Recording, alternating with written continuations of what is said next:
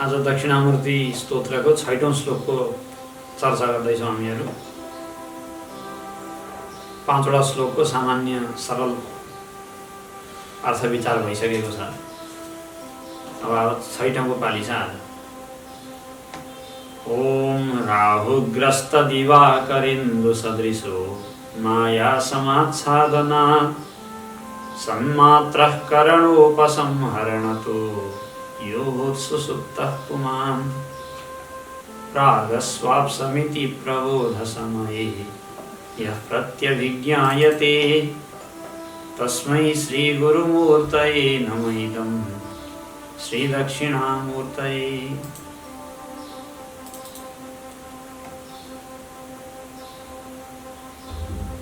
सुसुप्ति अवस्थाको प्रसङ्गलाई लिएर यहाँ आचार्य शङ्करले दक्षिणामूर्तिको स्तुति गर्नुभएको छ। यो श्लोकमा वेदान्तमा अत्यन्त महत्त्वपूर्ण विषयको रूपमा आउँछ सुसुप्ति अवस्थाको चिन्तन। वास्तवमा वेदान्तको विचार भनेकै मुख्य विचार भनेको अवस्था रहेको विचार हो। आत्मा विभिन्न अवस्थाहरूमा पनि जागृत, स्वप्न र सुसुप्ति यी तीनै अवस्थामा सर्वत्र समान रूपले एकनाश अनुभव छ।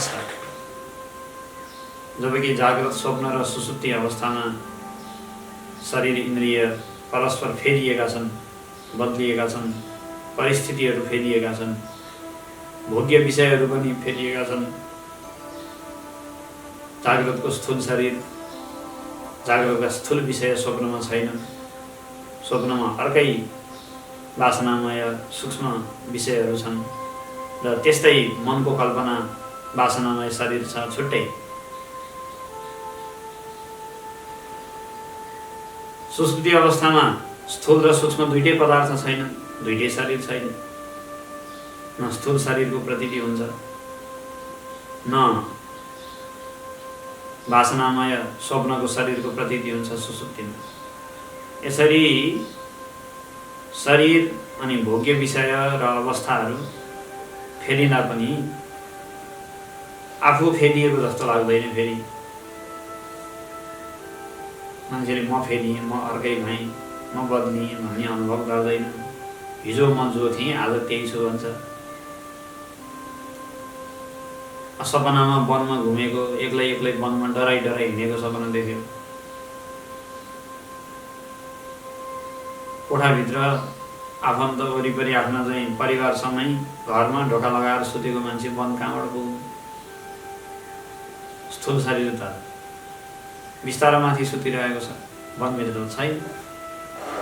तर स्वप्न देख्दाखेरि वनभित्र हिँडेको सपना देख्छ। शरीर फेरियो नि त। स्थूल शरीर त होइन त्यो वनमा हिँड्ने, अर्कै कुनै शरीर हो जो वासनामय कल्पनामय शरीर हो। तर उसले स्वप्न देखुन्जेल त्यो बिस्ताराको शरीरलाई नभइकन वनभित्रको कल्पनामय शरीरलाई नै म भनेर मानेको छ। उसको अहम बोध, उसको म भन्ने व्यक्तित्वको अनुभव अहिले स्थूल शरीरमा नभएर सूक्ष्म अथवा वासनामय शरीरमा छ। फेरियो, बदलियो। उसले अहम भनेर म भनेर बोध गर्ने वस्तु फेरियो। त्यो हाडछाला मासुले बनेको शरीरलाई होइन, अभी त्यो वासनामय मनको सृजना एउटा आकृति विशेषलाई उसले म भनेर बसिरहेको छ। यसरी शरीर फेरियो, तर म भन्ने व्यक्ति फेरिएको छैन। उठेपछि मैले सपना देखेँ, यस्तो यस्तो म उहाँमा गएको थिएँ भन्छ। जागेको म र सपना देखेको म भिन्नै जस्तो लाग्दैन। हिजो म जो निदाएँ, जुन व्यक्ति जसले मैले हिजो सपना देखेँ, त्यही आज म जागेर आज यहाँ बसिरहेको छु घरमा भन्छ। यो दिनदिनै अनुभव आएको कुरा हो। दिनदिनै अनुभवमा आउँछ। यसले आत्माको असङ्गता, आत्माको शरीरभन्दा आत्मा शरीरभन्दा माथि छ अथवा नछोइएको असङ्ग छ भन्ने कुरा, आत्माको असङ्गता, आत्मा नित्य शरीर आदिभन्दा भिन्न छ भन्ने कुरा, शरीरमा परिवर्तन हुँदा बदलाव हुँदा आत्मा बदलिँदैन भन्ने कुरा सिद्ध गर्छ। नित्य अनुभवमा आएको कुरालाई लिएर वेदान्त विचार गर्ने हो नि, कुनै अनुभवमै नआएको कुरालाई लिएर विचार गरेर त बुझिँदैन कुरा। त्यही भएर वेदान्तमा सबैभन्दा बढी जोड चाहिँ अवस्थात्रयको विचारमा नै छ। कैवल्य उपनिषद्को मन्त्रले भन्छ, जाग्रत स्वप्न सुसुप्त्यादि प्रपञ्चम यत् प्रकाशते तद् ब्रह्माहमिति ज्ञात्वा सर्वबन्धैः प्रमुच्यते। जाग्रत स्वप्न र सुसुप्ति यी तीनैवटा प्रपञ्च जसद्वारा प्रकाशित हुन्छ, तीन थरी संसार, तीन थरी शरीर, तीन थरी अवस्था नै जसद्वारा प्रकाशित हुन्छ, त्यो आत्मा त्यो ब्रह्म नै म हुँ भनेर जसले अवस्थात्रयको साक्षीको रूपमा आफूलाई बुझ्छ, तद् ब्रह्म अहम, त्यही म हुँ भनेर आफूलाई बुझ्छ, तब सर्वबन्धैः प्रमुच्यते, सबै बन्धनबाट मुक्त हुन्छ। अवस्थात्रयको विवेकको असाध्यै महिमा छ। पञ्चकोश विवेकको प्रक्रिया पनि छ, पञ्चकोश विवेक। त्यसैगरी शरीरत्रय विवेक पनि छ। तर अवस्थात्रय विवेक चाहिँ एकदमै छिट्टो बुझ्न पनि सकिने, दिनदिनै अनुभवमा आउने, सबैको अनुभवमा दिनदिनै आउने विषय हो। जो पनि सबै मान्छेहरू सोच्छन्, सबैले सपना देख्छन्, फेरि सपना नदेखिकन एकदमै गाढा निद्रामा पुग्ने अवस्था पनि सबैको आउँछ, हरेक मानिसको आउँछ। यहाँ नास्तिक भन्ने छैन, आस्तिक भन्ने छैन, विष्णु भक्त हो कि शिव भक्त हो कि भन्ने छैन, अथवा यो देशको र त्यो देशको भन्ने छैन, धनी र गरिब भन्ने छैन। सबैले सपना देख्छन्, सबै निदाउँछन्। समान रूपले सबैलाई विचार गर्न सजिलो हुने, फेरि आफैले अनुभव गरेको कुरा हो, ख्यालमा विश्वास गर्न पनि नपर्ने। त्यही भएर वेदान्तमा अवस्थात्रय विवेचनको अत्यन्तै महिमा छ। र बृहदारण्यक उपनिषदमा विशेष गरी अवस्थात्रय विवेकको प्रसङ्ग बारम्बार आउँछ, अत्यन्तै धेरै पटक आउँछ। अवस्थात्रय भनेको तीनटा अवस्था भन्ने बुझ्नु पर्यो। त्रय भन्ने बित्तिकै तीनटा भन्ने त बुझिहालिन्छ। एउटा जागृत अवस्था, अर्को स्वप्न अवस्था, अनि अर्को सुसुप्ति अवस्था। अब वेदान्त अलिअलि सुनेका मान्छेलाई थाहा छ यो तीनटा भन्ने कुरा।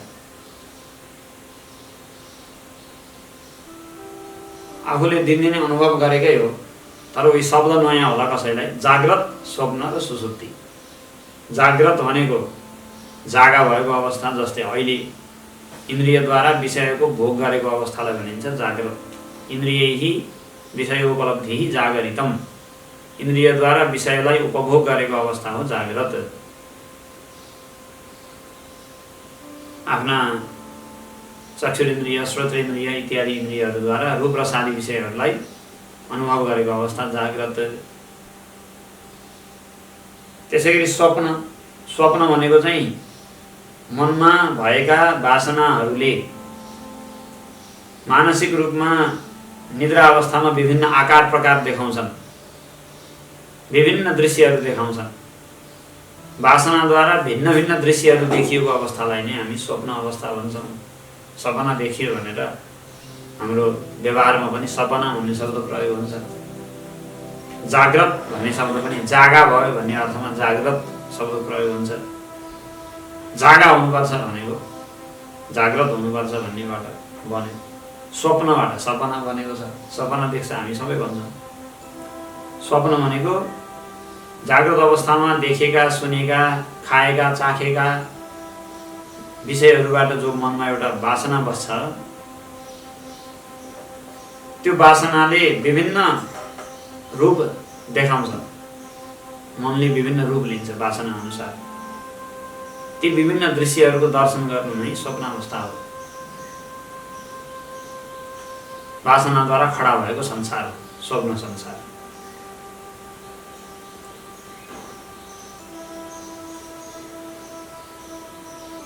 त्यो बेलामा भयभरको सारा स्वप्नका पदार्थहरूको रूपमा मन नै बनेको हो। स्वप्नद्रष्टाको जो चित्त हो त्यो नै त्यहाँ सबै पदार्थहरूको रूपमा बनेको छ। चित्तभन्दा अर्को केही पनि छैन। चित्तकै रचना हो त्यो, उसकै चित्तको कल्पना हो। त्यहाँ लखेटिरहेको बाघ पनि उसको चित्तकै आकार हो। अगाडि अगाडि भागिरहेको व्यक्ति पनि उसको चित्तकै आकार हो। झाडी वन, उकालो ओह्रालो, नदी पहाड, सूर्य चन्द्र जे देख्छ त्यो सबै उसको चित्तकै आकार हो।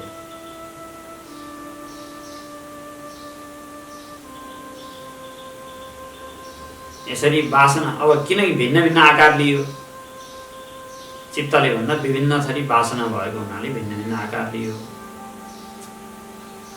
अब अत्यन्तै बाघसँग डराएको मनको भावना थियो होला, मनमा भित्र बसिरहेको त्यही भावना त्यहाँ अभिव्यक्त भयो, बाघको सपना देख्यो। कसैलाई उड्न पाए हुन्थ्यो भन्ने होला, धेरै उडेकै सपना देख्यो। भगवानको दर्शन गर्न पाइएन भन्ने हुन्थ्यो कसैलाई, भगवानको दर्शन पूजा गरेको सपना देख्यो। आफन्तलाई भेट्ने इच्छा भयो, छोरा छोरी नाति नातिना टाढा विदेशमा भएका भेटघाट भएन भन्ने इच्छा हुँदा राति सपनामा त्यही देख्यो। वासना अनुसार सपना देख्छ। तर सपनाको शरीर चाहिँ के हो भन्दा वासनामय शरीर हो। जाग्रतको शरीर चाहिँ स्थूल शरीर हो, जो अन्न पानीबाट बढ्छ, सप्त धातुबाट बनेको। अन्न र रसको परिणाम अथवा अन्न र रसको विकार भएको स्थूल शरीर जाग्रत अवस्थामा यो शरीर प्रकाशित हुन्छ, अथवा यसलाई लिएर मान्छेले म भन्छ। तर सपनामा पुग्ने बित्तिकै स्थूल शरीरलाई छाडिदिन्छ, त्यसलाई म भन्दैन। अभितु वासनामय अर्कै शरीरलाई लिएर म भन्छ। सर्यो, उसको अहम भन्ने बोध चाहिँ सर्यो। अब सुसुप्ति अवस्थामा पुग्यो, स्वप्नलाई पनि छाडेर। जब सुसुप्ति अवस्थामा पुग्यो, सुसुप्ति भनेको चाहिँ एकदमै केही थाहा नपाइकन गाढा निद्राको अवस्थालाई भनिन्छ सुसुप्ति। त्यो बेलामा न स्थूल शरीर छ न वासनामय शरीर छ। स्थूल शरीरलाई लिएर म भनेको पनि हुँदैन उसले, वासनामय स्वप्नको शरीरलाई लिएर पनि म भनेको हुँदैन। तर ऊ त छ सुसुप्तिमा। सुसुप्तिमा म त हराएको छैन। सुत्दाखेरि आफू हराएँ भने जस्तो लाग्छ त। यदि आफू हराए जस्तो लाग्थ्यो भने जागा भएर उठ्दाखेरि आत्तिएर उठ्नु पर्ने। आफ्नो अस्तित्व नष्ट हुने यदि हो भने मान्छे त्यसबाट एकदमै चाँडै नै सतर्क हुन्छ, उद्विग्न हुन्छ। यदि सुसुप्ति अवस्थामा आफ्नो अस्तित्व रहँदैन थियो भने, म हुँदैन थिएँ भने, भोलिपल्ट उठ्दाखेरि सास रोकिएर नदीमा डुबेर बल्ल बल्ल बाँचेको मान्छे जस्तो स्या स्या स्या स्या हुँदै ओहो अहिले यत्रो बेरसम्म धन्नै म खत्तम भएको भनेर एकदमै आत्तिएर उठ्नुपर्ने। तर त्यस्तो हुँदैन, मजासँग अझै एकछिन सुत्न पाए हुन्थ्यो भन्छ। कसैले उठाइदियो झकझक्याएर भने कस्तो आनन्द सपना पनि नदेखे, क्या मजासँग निदा आएको थिएँ, भो अर्कोतिर फर्केर फेरि सुताउँ कि क्या भनेर कोर्दो फेर्न खोज्छ। त्यसमा एकदम मिठासको अनुभव छ उसलाई, असाध्यै मजा आउँछ। भोलिपल्ट जान्न भनेर भन्नुपर्ने, त्यस्तो पनि भन्दैन। ल सुत्न पाए हुन्थ्यो भन्छ भोलिपल्ट। यो व्यवहारले के देखाउँछ भने सुसुप्ति अवस्थामा शरीरको बोध नभए पनि, मनको बोध नभए पनि, इन्द्रियको बोध नभए पनि, आफ्नो कुनै अलग व्यक्तित्वको बोध नभए पनि आफ्ना उपाधि, मान, पद, प्रतिष्ठा, सम्मान चाङका चाङ बोकेर बसेको छ नि जाग्रत अवस्थामा। मेरो फलानु नाम, मेरो फलानु गोत्र, मेरो फलानु चाहिँ इष्टमित्र बन्धु बान्धव, यति धनी म, यतिवटा घर, भाडा खाने घर यतिवटा, बस्ने घर यतिवटा, गाडी यतिवटा, होइन म यो पदको मान्छे, सरकारको यस्तो चाहिँ कर्मचारी हो कि के हो, म यस्तो ठुलो मान्छे, अथवा म स्वयंसेवक, समाजसेवी, राजनीतिक दलको ठुलो नेता, के या त्यहाँ जम्मै भनेर चाङका चाङ आफ्नो परिचय थुपारेर राखेको छ मान्छेले है। त्यो मध्ये त्यसलाई ल एउटा तेरो परिचय छोड्न त भन्यो भने कहाँ छोड्छु, मेरो आफ्नो योगदान छोड्छु मैले भन्छ। छोड्न खोज्दैन। जाग्रत अवस्थामा विशेष गरे परिचयको चाम छ मान्छेसँग पुरै एकदम थुप्रो। त्यो मध्ये एउटा पनि छोड्न तयार हुँदैन। तर सुसुप्ति अवस्थाको कस्तो जादु हो पनि, त्यो भाइभरको सम्पूर्ण परिचय एकैचोटिमा चुडिन्छ, च्वाट्टै छुट्छ एकैचोटिमा। न उसको नाम रहन्छ, न त्यहाँ थर रहन्छ, न गोत्र, न धर्म, न संस्था, न कुनै पद, न कुनै सम्पत्ति, न कुनै पद प्रतिष्ठा, केही पनि रहँदैन। जम्मै च्वाटचुट्टै छुट्छ। उसले म भन्ने गरेको शरीर त्यहाँ म रहँदैन, उसले आफन्त भन्ने गरेका आफन्तहरू त्यहाँ रहँदैनन्, उसले माता पिता जे भन्ने गरेको थियो सम्बन्धी आफ्ना बन्धु बान्धव केही त्यहाँ रहँदैन। उपनिषदमा भनिन्छ माता अमाता भवति, पिता अपिता भवति, भ्रूणः अभ्रूणः भवति, तीर्णो हि तदा सर्वान् शोकान् हृदयस्य भवति। सुसुप्ति अवस्थामा बृहदारण्यक उपनिषद भन्छ माता पनि माता रहन्नन्, पिता पनि पिता रहँदैनन्। कोही भ्रूण हत्या गर्नेवाला सबभन्दा ठुलो पाप भनेको छ भ्रूण हत्यालाई। भ्रूण हत्या स्वमेधाभ्याम न परम पुण्य पापयो भनेर आउँछ पुराणहरूमा। सबभन्दा ठुलो पाप मध्ये अन्तिम पाप, तल्लो तहको के सबभन्दा अन्तिम पाप चाहिँ के गरे भन्दा भ्रूण हत्या गर्नु अरे, सबभन्दा ठुलो पाप है। अनि अन्तिम पुण्य मध्ये कर्मद्वारा प्राप्त हुने अन्तिम पुण्य भनेको चाहिँ अश्वमेध यज्ञद्वारा प्राप्त हुन्छ। भ्रूण हत्या स्वमेधाभ्याम न परम पुण्य पापयो हो। त्योभन्दा माथिल्लो पुण्य र पाप छैन भनेर आएको छ। कर्मको पुण्य र पापको परिभाषा है। अब सबभन्दा पुण्य के हो भन्दा गीतामा त नहि ज्ञानेन सदृशम पवित्रमिह विद्यते। अध्यात्म दृष्टिले त सबैभन्दा पवित्र ज्ञान हो, किनकि संसार बन्धन नै नष्ट गरिदिन्छ। जबकि अश्वमेध यज्ञले त्यस्तो संसार बन्धन नष्ट गर्न सक्दैन। त्यो ज्ञानको भक्तिको कुरा अर्कै छ, साधकको कुरा। तर लोक व्यवहारमा कर्मद्वारा प्राप्त हुने पुण्य र कर्मद्वारा हुने पाप, त्यो मध्ये भ्रूण हत्या स्वमेधाभ्याम भनेको छ। त्यो अत्यन्तै पापी भन्न खोजेको। भ्रूणः अभ्रूणः भवति भने उपनिषदले भनेको अत्यन्तै पापी, अत्यन्तै दुष्ट मान्छे पनि सुसुप्ति अवस्थामा चाहिँ दुष्ट रहँदैन। उसको दुष्टता पनि छोड्छ। परिचय जति जम्मै छोड्छ। उसले पछि ल्याएको जति परिचय हो, त्यो हत्यारा आतंकवादी जम्मै थोक पछि भएको त हो नि। उसले पछि बनाएको परिचय जति जम्मै छोड्छ। चोर पनि चोर रहँदैन। फाँसी दिन लागेको मान्छे छ, मजासँग रातमा निदायो भने त्यसलाई न फाँसीको बोध छ, न म मर्छु भन्ने छ, न म अपराधी हुँ भन्ने हुन्छ। अपराधी र एउटा साधु सँगसँगै एक ठाउँ सुतेका छन्। निदाउनुभन्दा अगाडिसम्म मनमा, अपराधीको मनमा अर्कै थरी भाव, साधुको मनमा अर्कै थरी विश्व कल्याणको भाव, अपराधीको मनमा चाहिँ कसरी यिनलाई काटौँ र गहना गुरिया चोरौँ भन्ने भाव, अलग अलग भाव थियो। अब सुसुप्ति अवस्थामा पुगे दुइटै। साधुको साधुता पनि उड्यो फुस्सै, दुष्टको दुष्टता पनि उड्यो फुस्सै। सबै बराबर भए, एउटै चुपचाप भए। आफू बाँकी रहे, तर आफूभन्दा माथि शरीर इन्द्रिय मन बुद्धि मिसिएर जे विभिन्न परिचय बनेको थियो, पछि त्यो थुपारिएको परिचय जति एकैचोटिमा एकैचोटि हावाले बढारिदियो। कसिङ्गर बढारे जस्तो एकैचोटि सुसुप्तिको वेगले बढारिदियो। सबै बराबर हुन्छन् प्राणी सुसुप्ति अवस्थामा। पशु पक्षी पनि, सारा प्राणी एक नाश भएर बस्छन्। मानौ परमात्माले सबैलाई थमथम्याएर आफ्नो काखमा सुताउनुहुन्छ। कुनै पनि प्राणीलाई परमात्माले आफ्नो काखमा आनन्दसँग सुताइदिनुहुन्छ। त्यो बेलामा सबै कुरा भुलेर मान्छे आनन्दसँग बस्छ, सबै बिर्सिन्छ। जसरी आमाको काखमा बसेको बच्चो सबै थरी दुःख पीड मर्का जम्मै भुलेर आनन्द नभएर बस्छ, त्यस्तै सुसुप्ति अवस्थामा सबै मान्छे आनन्द भएर बस्छ।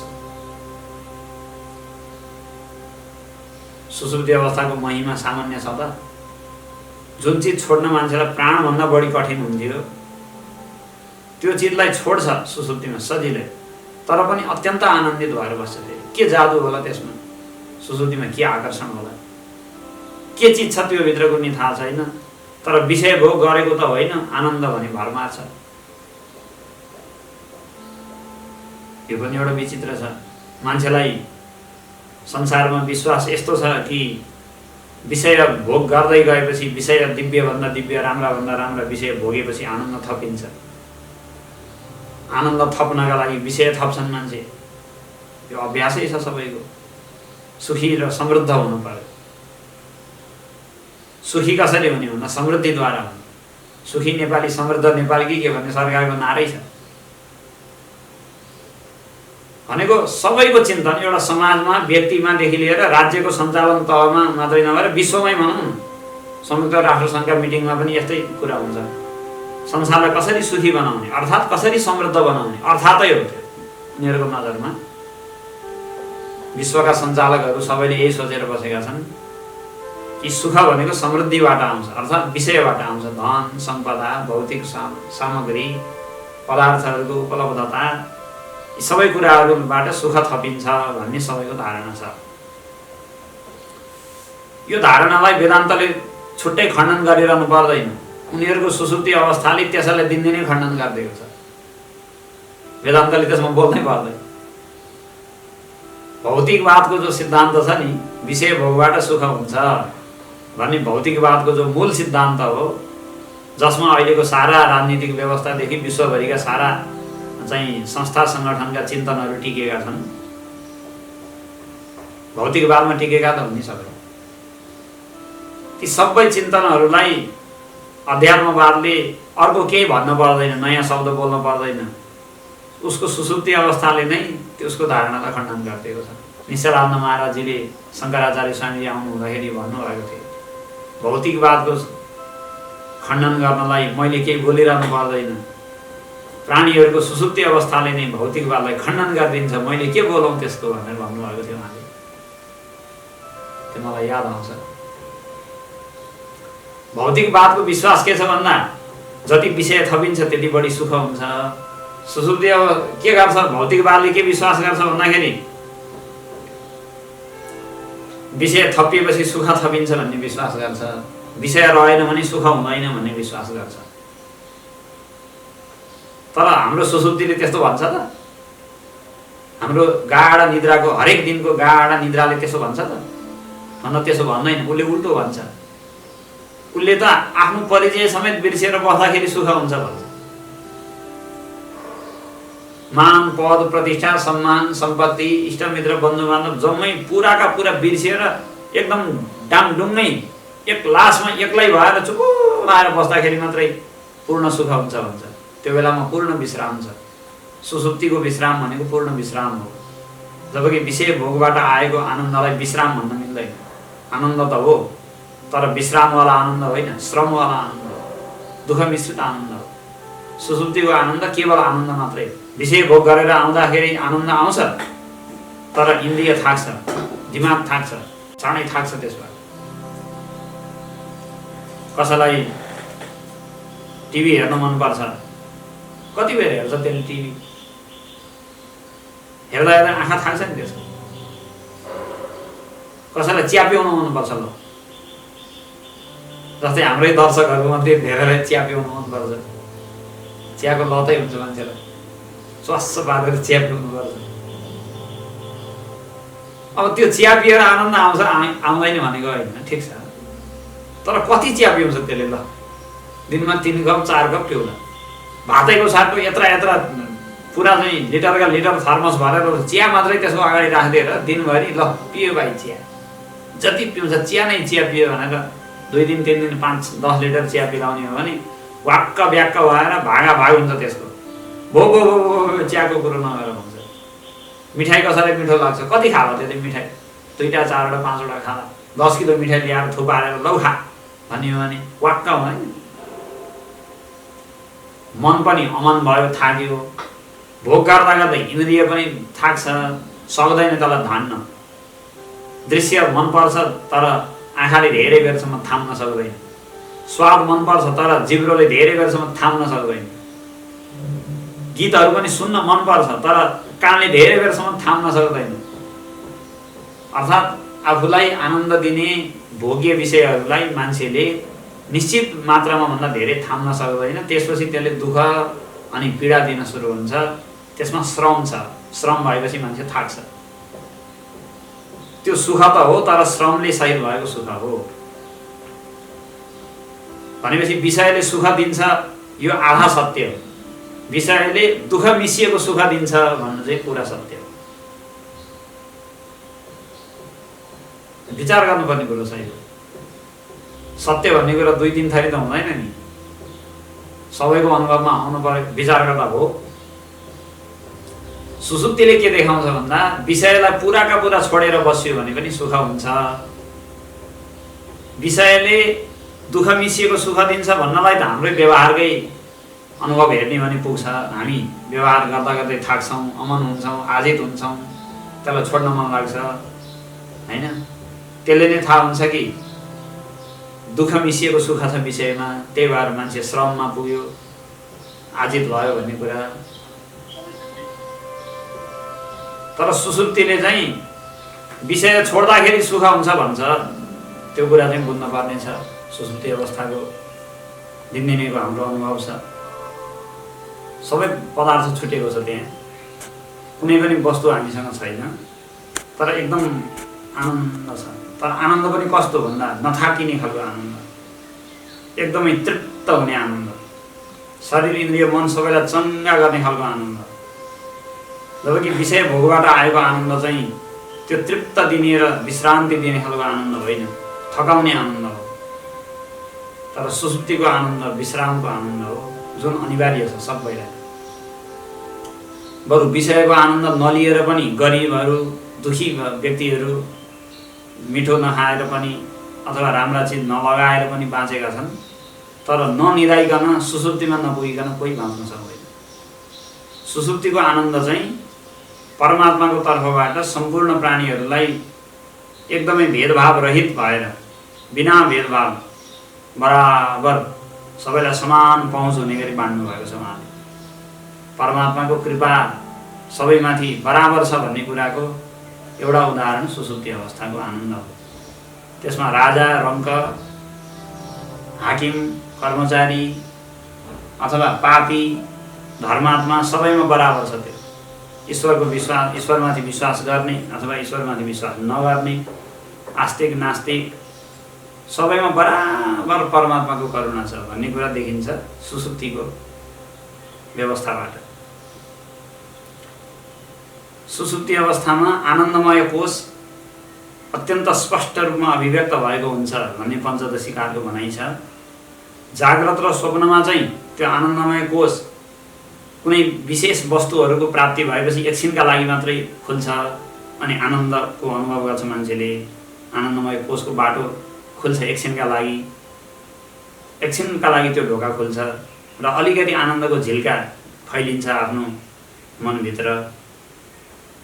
जाग्रत र स्वप्नमा जब इष्ट आफ्ना मनपर्ने वस्तुहरूको प्राप्ति हुन्छ, त्यसको भोग गर्छ, त्यो बेला एकछिनका लागि त्यो आनन्दको ढोका खुल्छ। तर सुसुप्ति अवस्थामा चाहिँ त्यो आनन्दको ढोका एकदमै छ्याल ब्याल हुने गरी पुराका पुरा खुलेको छ। जस्तै कोशी ब्यारेजको पानी, नेपालतिर आउने पानी अरू बेलामा चाहिँ एउटा दुईटा ढोकामा खुलेको हुन्छ। तर बर्खा बेलामा टनाटन भएर कोशी भरिएको बेलामा त्यो ढोका थुनेर साध्य हुँदैन। भयभरको 20-25 ढोका पुराका पुरा खुलेको देखिन्छ।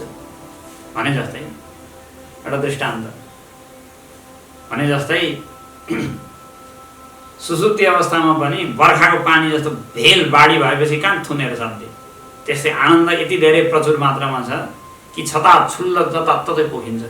त्यो बेलामा कुनै विषयको भोग चाहिँदैन, आनन्दै त्यहाँ प्रशस्त छ। विषयले सहायता लिएर सुख निकाल्न पर्दैन। सुसुप्तिको आनन्द त्यस्तो छ। यसबाट के सिद्ध भयो त भन्दा विषयलाई थुपारेर भन्दा पूर्ण रूपमा यदि विषय रहित हुने हो भने आनन्दको मात्रा अप्रत्याशित रूपमा बढ्छ। एउटा विषय रहन्जेलसम्म त्यो प्राप्त हुँदैन, तर पूर्ण शून्य, जब विषय पूर्ण शून्य हुन्छ नि पदार्थ, त्यसपछि लाखौं गुणा मात्रामा आनन्द बढ्छ। त्यो अचकार एकैचोटि बढ्छ, त्यो अकस्मात। जब विषय शून्यमा पुग्छ त्यसपछि आनन्दको मात्रा अनन्त हुन्छ, असीम। विषय एउटा मात्रै रहन्जेलसम्म पनि आनन्द फेरि थोरै नै छ है। एउटै मात्रै पनि विषय वासना अथवा पदार्थ संसारका वस्तु हुन्जेल पनि आनन्द थोरै नै छ, त्यो एउटाको मात्रै छ। तर जब रित्तो भयो यताबाट, अनि रित्तो यता हुने बित्तिकै उता अनन्त भइहाल्छ। पारावार नभएको विषयको वासना मनमा नपलाउन्जेलसम्म आनन्द छताछुल्ल हुन्छ। यो कुरा सुसुप्तिले देखाउँछ। त्यही भएर सुसुप्ति अवस्था अत्यन्तै शिक्षक हो, अध्यात्मको शिक्षक हो, अत्यन्तै कुशल शिक्षक हो। तर शिक्षकको कुरा सुन्न त पर्यो नि, नसुनिकन त शिक्षकले कसरी सिकाउँथ्यो? सुन्न पर्यो, बुझ्नु पर्यो, हेर्नु पर्यो होइन। हेरेको खण्डमा, बुझेको खण्डमा सुसुप्ति अवस्था चाहिँ सम्पूर्ण प्राणीहरूका लागि कुशल आध्यात्मिक शिक्षक हो, जसले विषय वासनाबाट मान्छेलाई उठाउन धेरै सहयोग गर्छ। र आफ्नै अनुभव भएको हुनाले अर्काले भनेको पत्याउने कुरा होइन, यो दिनदिनै अनुभव गरेको कुरा हो। विचार गरे भने चित्त पनि बुझ्छ।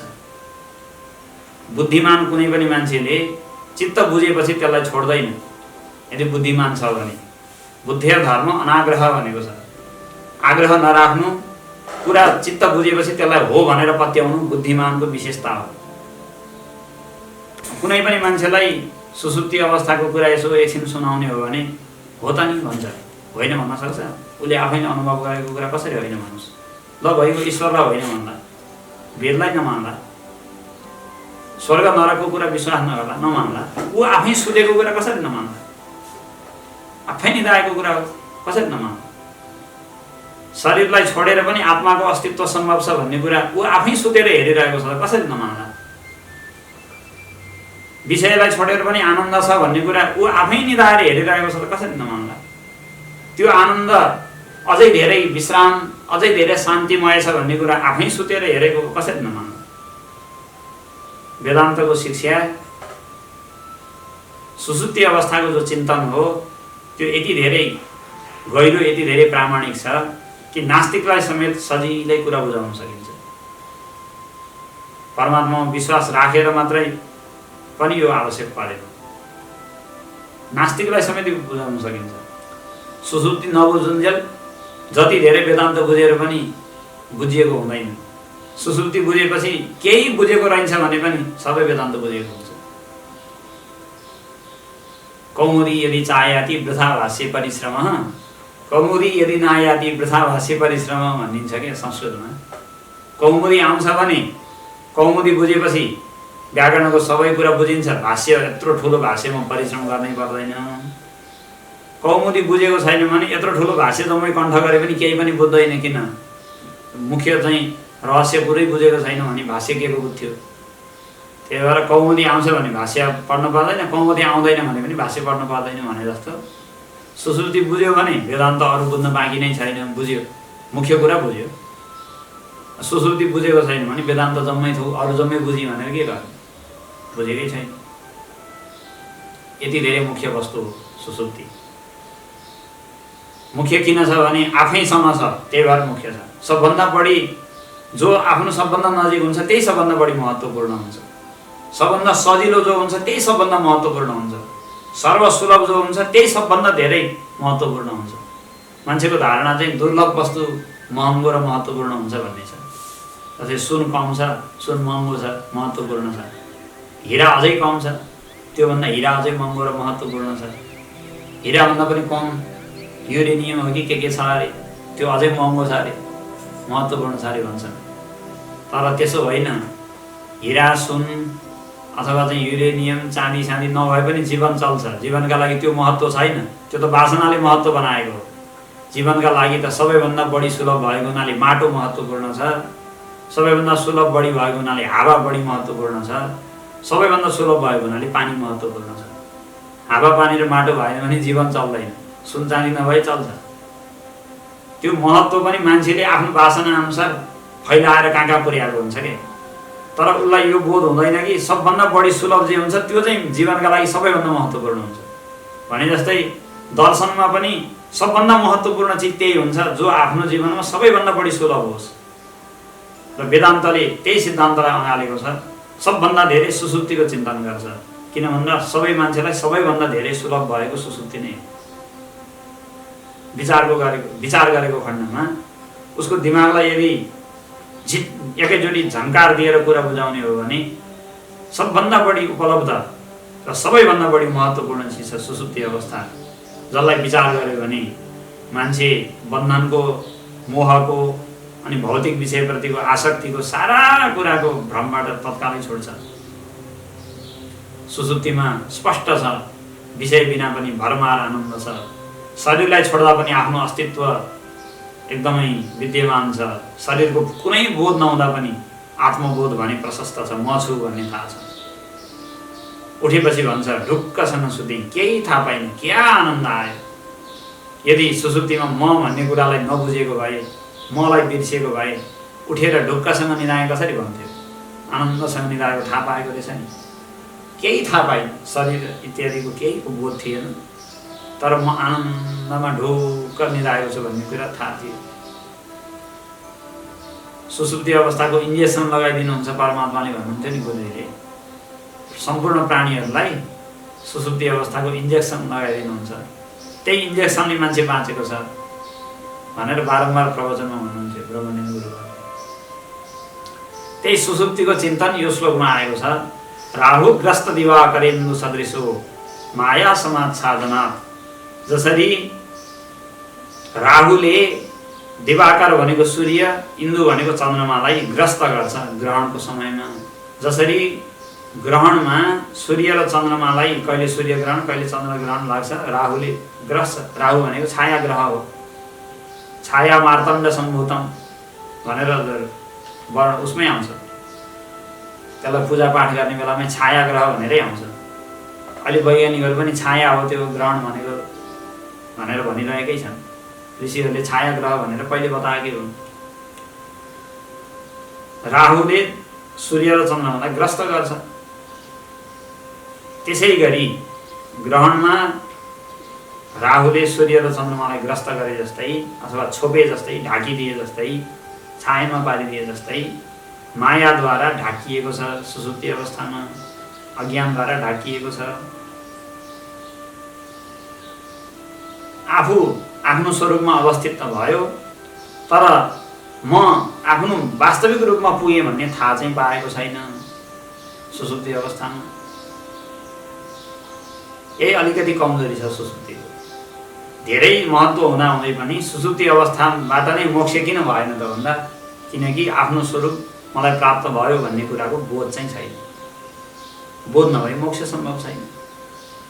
विषय छुट्यो, झन्झट छुट्यो, आनन्द प्राप्त भयो, शरीर इन्द्रिय जम्मैलाई छोडेर आफ्नै स्वरूपमा मात्रै म मात्रै भएर बस्यो, त्यो जम्मै गर्यो। तर अज्ञानद्वारा ढाकिएको हुनाले मेरो वास्तविक स्वरूप मलाई प्राप्त भयो भन्ने कुराको बोध छैन। नभएपछि उठेपछि फेरि जस्ताको जस्तै संसारी भएर उठ्छ। फेरि उही मान्छे उही राग गर्ने, उही द्वेष गर्ने, उही भ्रममा परेको त्यही पुरानो मान्छे भएर बिउजिन्छ। जबकि बिचमा त ब्रह्मै भएर बसेको हो। थाहा नपाएको हुनाले म ब्रह्म बने भनेर बुझ्न नसकेको हुनाले त्यो फल पछिसम्म दिगो रह्यो, प्रकट भयो।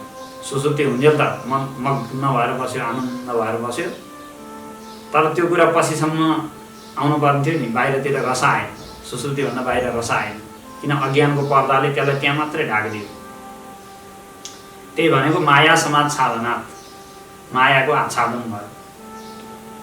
सूर्य ग्रहण लाग्यो भनेको सूर्यको प्रकाशै छोपिने त होइन, तर पृथ्वीमा नपर्ने भनेको त हो हैन। सूर्य ग्रहण लाग्ने भनेको सूर्यको प्रकाश पृथ्वीमा जसरी पुरा पर्थ्यो, अर्कोको छायाले बिचमा आएर छेकिदियो, पृथ्वीमा परेन सूर्यको प्रकाश। सूर्यको प्रकाशै नभएको होइन, तर परेन, थाहा भएन।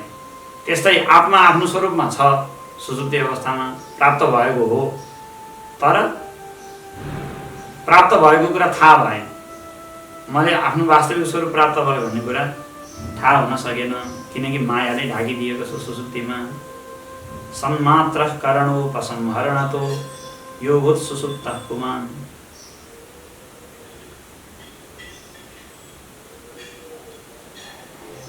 आनन्द प्राप्त भयो, तर यो मेरो स्वरूप आनन्द प्राप्त भयो भनेर थाहा पाउन सकेन।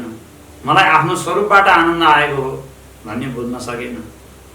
आनन्द आयो, तर आनन्द आएको पनि बाहिर आएर मात्रै भन्न पर्यो।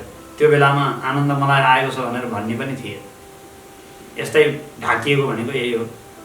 सन्मात्र भएर बस्यो, आफू मात्रै भएर बसेको छ, ब्रह्म मात्र सत मात्र भएर बसेको छ, तर मायाद्वारा आच्छादित भएको हुनाले त्यो सत्स्वरूप आफूलाई बुझ्न पनि सकेको छैन। करणोपसंहरण त सारा इन्द्रियहरू बिलाए सुसुप्ति अवस्थामा, जागृत अवस्थाका सम्पूर्ण इन्द्रिय हराए, स्वप्न अवस्थामा मनसम्म रहन्थ्यो, त्यो मन पनि सुसुप्तिमा हराइसकेको छैन। सबै इन्द्रिय, सबै करण, मन इत्यादि सबै उपसंहरित भए, अज्ञानमै गएर लीन भए। यसरी मान्छे सुसुप्त भयो, अर्थात् पूर्ण विश्राममा पुग्यो। त्यो विश्राम भनेको अज्ञानको विश्राम हो। ज्ञानको विश्राम र सुसुप्तिको विश्राममा यही फरक छ।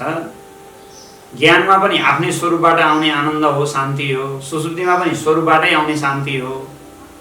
तर सुसुप्ति अवस्थामा अज्ञानको पर्दा बाँकी रहन्छ भने तत्त्वज्ञानको अवस्थामा अज्ञानको पर्दा रहँदैन। तत्त्वज्ञानीले आफ्नो स्वरूपबाट आनन्द आयो, म मेरै स्वरूपमा प्राप्त भएँ भनेर आफ्नो स्वरूपलाई अपरोक्ष अनुभव गर्छ भने सुसुप्ति अवस्थामा आफ्नो स्वरूपलाई अपरोक्ष अनुभव भने गर्न सक्दैन। मिसिन्छ, मिसिन चाहिँ, तर अपरोक्ष अनुभव गर्न सक्दैन।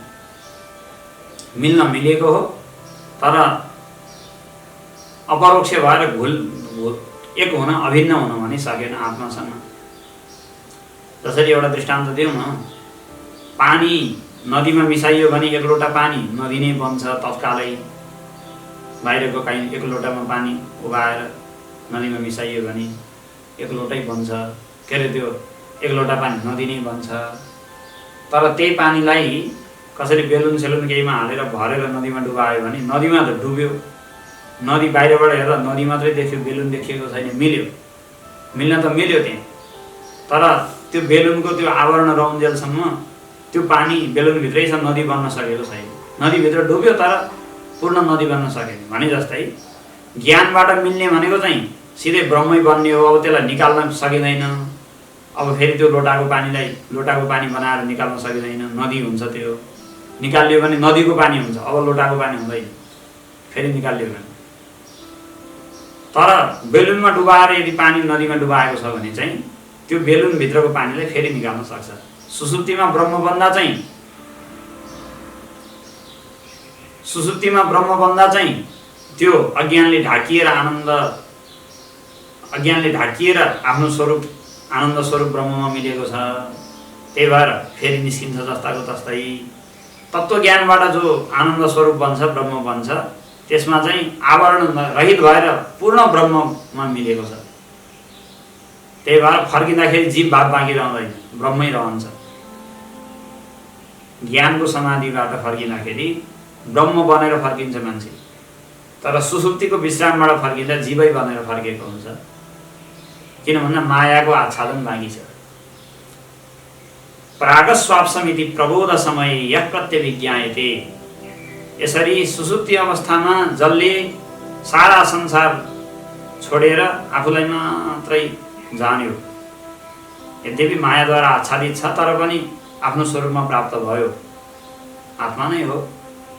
र प्रबोध समय जागृत कालमा आइसकेपछि भने प्रागस्वाप्सम, म आनन्दसँग सुतेँ, केही थाहा पाइनँ भनेर जसले प्रत्यभिज्ञा गर्छ, त्यस्तो चाहिँ भगवान शिव नै हुनुहुन्छ, अथवा गुरुमूर्ति, मेरा गुरु दक्षिणामूर्ति गुरु नै हुनुहुन्छ, जो अज्ञानमा आच्छादित भएर सुसुप्ति अवस्थामा आनन्दपूर्ण विश्राममा जानुहुन्छ र फेरि जागृत कालमा बिउजेर अनि म आनन्दसँग ढुक्कसँग सुतेँ भनेर प्रत्यभिज्ञा गर्नुहुन्छ। त्यस्ता गुरुमूर्ति भनेको आफ्नै स्वरूप मेरो आफ्नै स्वरूप हुनुभएका गुरुमूर्ति दक्षिणामूर्तिलाई वन्दना गर्दछु भनेर यो श्लोकमा वन्दना गरिएको छ। ओम पूर्णमदः पूर्णमिदं पूर्णात् पूर्णमुदच्यते पूर्णस्य पूर्णमादाय